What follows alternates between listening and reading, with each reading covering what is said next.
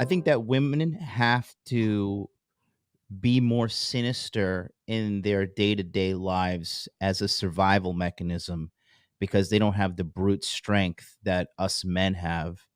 And when they see the brute strength of a man mixed with the sinister manipulation and evil that a lot of it's depicted in Mhm. these like kind of Draculas, the Lokis,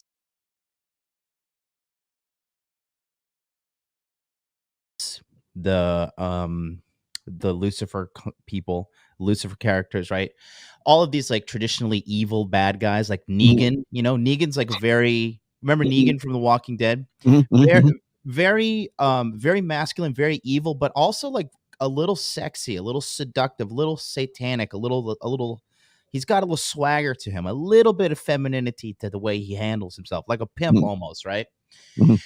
And I think that girls, to an extent, really relish in that power because they look at a guy and they're like, you do things so brutally, but if you just had this little bit more finesse, like, like girls have, Mhm. um, they see it as like this perfect combo. I think it's a mixture of it's the power they can see themselves wielding, and B, more so they Mhm. understand like this guy is just a very powerful, evil, bad individual. Mhm. And I think women look at a bad guy and an evil guy as more powerful than like a good guy, right? Mhm. I Right think like now, for sure. Yeah. yeah, and then I think you like, take the Hollywood Captain America, like, facade away. Mhm. When it comes down to the hardcore reality of life, I think girls see evil guys as more strong than good guys who even hold themselves back. Mhm. And girls, at the end of the day, girls just want a powerful man. They want the most powerful man that can protect them.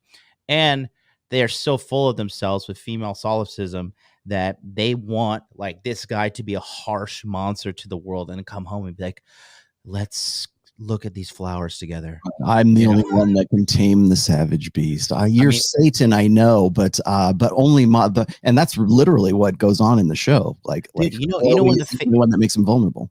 one of the most popular Disney stories in Japan is Beauty and the Beast. Beauty and the Beast, Yes, because they because see this it's big an archetypal story. terrifying man. Japanese guys are pussies for the most part, and they see like this Mhm. big terrifying beast, and then the woman is able to like tame him, and then these girls love it, man. I can't tell you how many times I've been out with girls and I hear them when they're with me.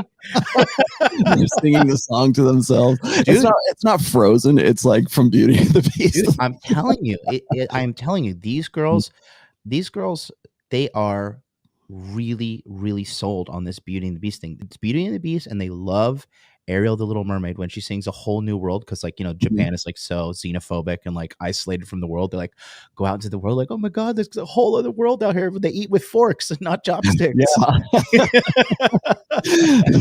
How Western. Yes, I totally agree. And that's funny you should say that, because I think that there is an innate kind of almost like species level hindbrain, lizard brain connection that women have with guys who have a capacity for violence. And who has the most capacity for violence is the bad guy, the Yeah. black hat guy, the guy who is not, you don't want to mess with him. He's bad news kind of guy.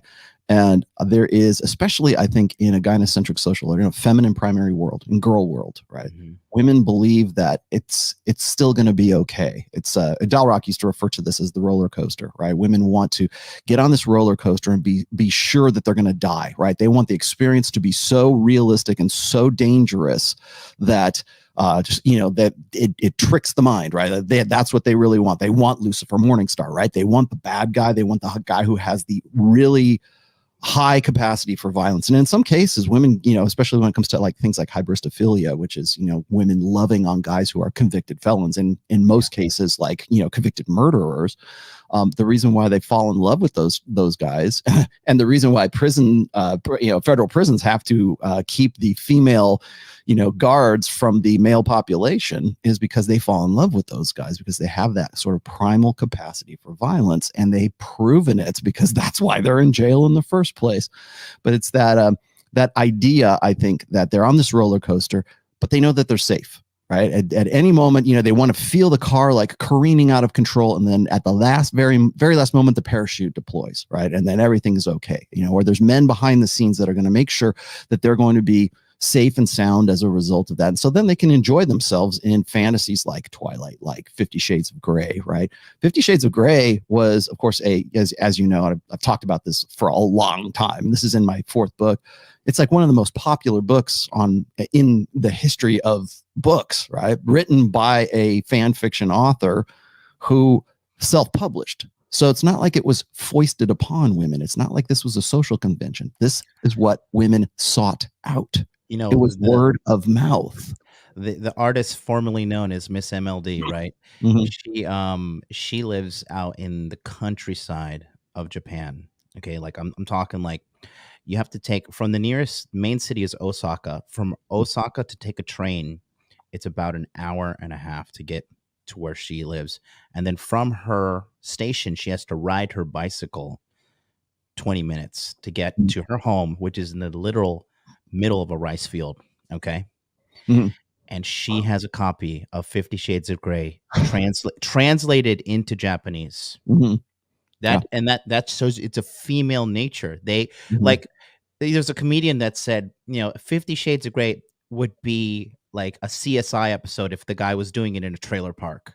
But because he's like super rich and like a multi-jillionaire, it's all of a sudden it's a massive love story and like every woman's fantasy. But if this guy was doing it at like the Motel Inn, they'd be like, on this episode of CSI.